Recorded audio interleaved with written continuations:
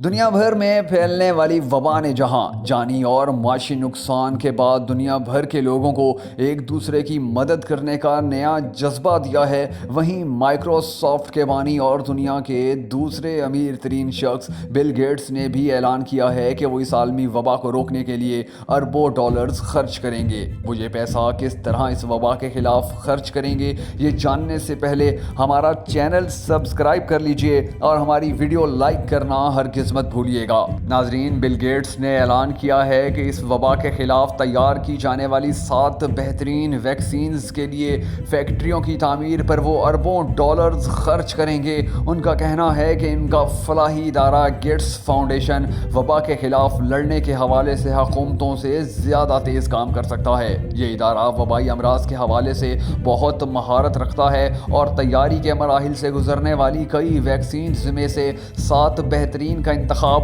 اور ان کی تیاری کے لیے فیکٹریاں تعمیر کرے گا۔ ان کا مزید یہ بھی کہنا ہے کہ ہم آخر میں ان 7 میں سے صرف 2 کا ہی انتخاب کریں گے، مگر ہم تمام ویکسینز کے لیے الگ الگ فیکٹریوں کی تعمیر پر پیسہ لگائیں گے۔ ہو سکتا ہے کہ اربوں ڈالرز ضائع ہو جائیں، مگر آخر میں مؤثر ترین ویکسین کی فیکٹری کے لیے وقت ضرور بچ جائے گا۔ اس وقت ویکسین کی تیاری اور فیکٹری کی بیک وقت تعمیر کرنا ویکسین کو تیزی سے تیار کرنے کے لیے ضروری ہے۔ ان کے مطابق ویکسین کی تیاری میں کم از کم 18 ماہ کا عرصہ لگ سکتا ہے، اور اس وقت بہتر نظر آنے والی کچھ ویکسینز کے لیے منفرد آلات درکار ہیں۔ بل گیٹس کا کہنا ہے کہ ہو سکتا ہے کہ کچھ ارب ڈالرز ہم فیکٹریوں کی تعمیر پر ضائع کر دیں اور آخر میں کسی اور بہتر ویکسین کا انتخاب کر لیا جائے، مگر موجودہ صورتحال میں چند ارب ڈالرز ان کھربوں ڈالرز سے بہتر ہیں جو معاشی نقصان کی نظر ہو چکے۔ بل گیٹس نے دنیا بھر کی طرح امریکی حکومت پر بھی زور دیا ہے